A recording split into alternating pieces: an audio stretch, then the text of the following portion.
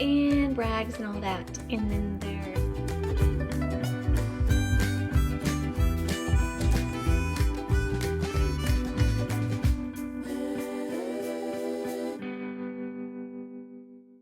okay, so I'm gonna do a pasta bake. I've never done this before, but I'm gonna just try it out.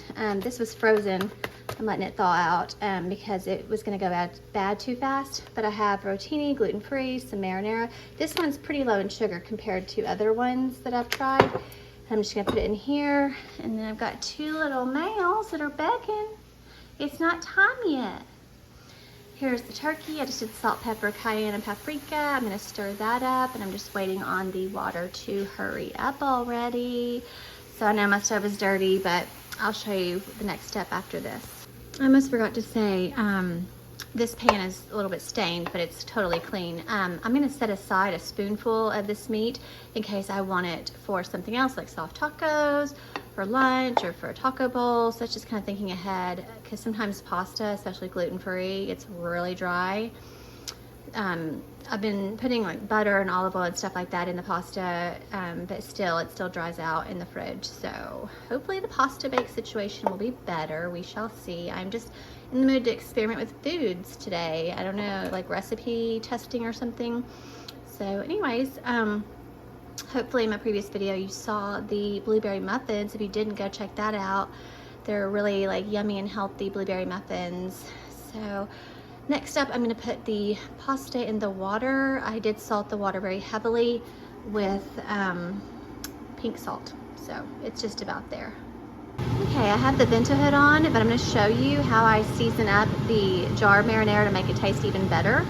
So for a low FODMAP serving of garlic powder, I literally just do that much on the whole thing. And then I've got some Italian seasoning. And then I've got some oregano leaves. I put tape on it so I don't dump out like tons of this. Sorry about the lighting. If you get the idea. That's what I mean when I say I doctor it up. And then I did put some meat to the side to have for other things. But this is gonna be plenty. I'm only cooking for two. And we like a lot of protein. It's kind of hard to stir it with one hand, but you get the gist. So I always put cayenne and paprika and everything because we like things spicy and to have a little bit of kick to them. Honestly, it's not that spicy to me. And then I'm also gonna add some Parmesan, of course, at the end, and my husband likes chili pepper flakes. I do a little bit, but not as much as he likes. He likes a lot. So this will be the marinara sauce, meat marinara. It's ground turkey, of course.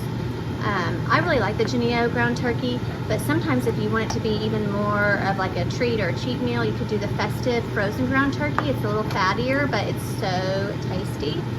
So that is that, and I'm just waiting on the pasta, and I will drain it, and I will show you how I put together the little pasta bake.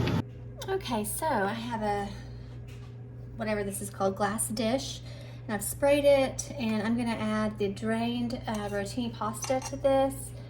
And my honey bunny, my husband likes rotini, so I'm just gonna put this down here. The thing about gluten-free pasta is it does not keep as well, in my opinion, as normal pasta. It gets really dry, and it's not as good in like pasta salad and stuff unless you put just a ton of oil. So what I'm gonna do is put that first layer of pasta down like that. And then here's our sauce. I'm gonna add the sauce all over it and do like kind of layers. Does not have to be perfect because it's all gonna go together in the end. It's all gonna taste the same. And it's gonna honestly be like pasta. The only thing that makes it a bake, in my opinion, is the cheese, which makes it really ooey gooey delicious. And I really like the mozzarella cheese the best for this because it stretches and it's the best to me. I like the flavor. I even like it on pizzas. Gotta make it home better than the Fiesta. So that's that. Then I am gonna add, I'm gonna add cheese to the middle. so that every little bite gets a little bit of cheese. It doesn't take much, honestly. It's probably like 1/4 of a cup, if even that, of this mozzarella.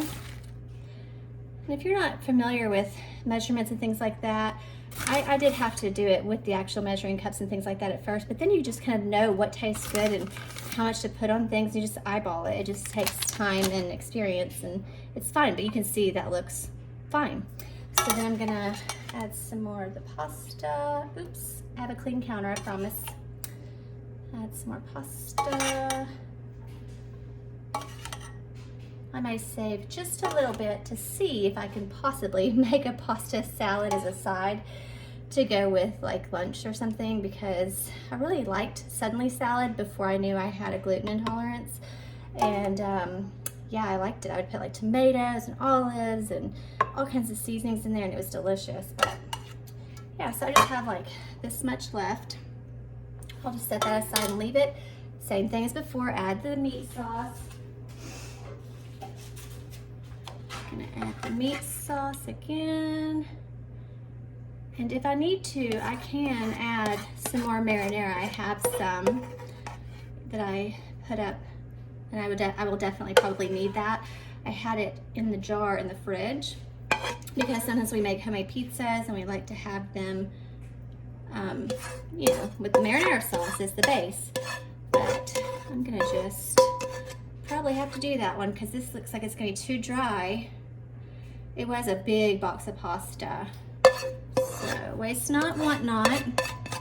I never knew what that saying meant until I rephrased it to, if you don't waste, you'll want for nothing. That makes more sense to me anyways. So I'm gonna go get the marinara out of the fridge. And I'm gonna just put that all over the top. And it is just gonna be just fine. I guarantee my honey bunny will love it. And if you have picky kids or husband or wife or whatever, well, maybe they can cook next time, right? They could try it out if they don't like what you make. But luckily my husband loves everything that I cook him. So that is that. And the final, probably I'm guessing 1/4 of a cup of mozzarella. Oops, gonna have to clean again. Kind of having a stay at home, skip the gym, laundry, and food prep day. Just sometimes you need that for yourself. I worked out like 6 days last week, and I don't usually do that many days in a week. Just kind of worked out that way because we want to get out of the house. There was a snowstorm here in Arkansas, snow and ice.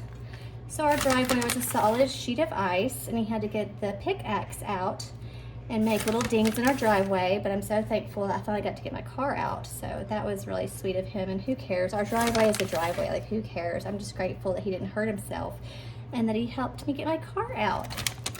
So there we go. People in Arkansas, we don't know how to handle snow as well as people in other states. We're not used to it.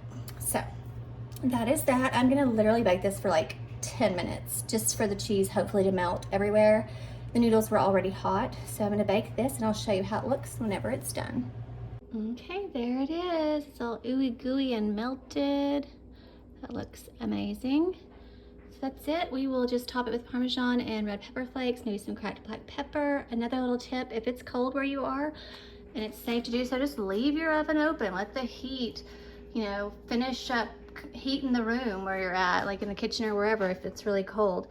But that is it for the little pasta bake recipe. So wherever you are, hope you have a great day or night.